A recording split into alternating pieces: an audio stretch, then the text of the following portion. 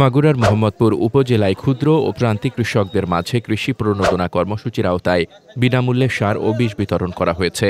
বুধবার বেলা 11:30টায় উপজেলা পরিষদ চত্বরে আনুষ্ঠানিকভাবে কার্যক্রমের উদ্বোধন করেন খামারবাড়ি মাগুরার অতিরিক্ত উপপরিচালক কৃষিবিদ মোহাম্মদ আলমগীর হোসেন।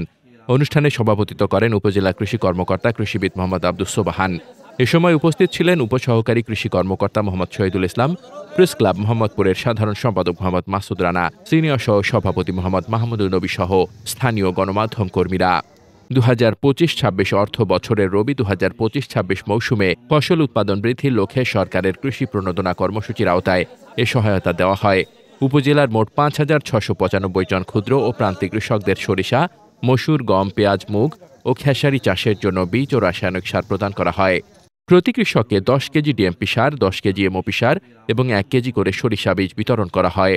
কর্মসূচি সম্পর্কে সংশ্লিষ্টরা জানান, কৃষকদের উৎপাদন ব্যয় হ্রাস, ফসলের ফলন বৃদ্ধি এবং আত্মনির্ভরশীল কৃষি ব্যবস্থা গড়ে তোলাই সরকারের মূল লক্ষ্য।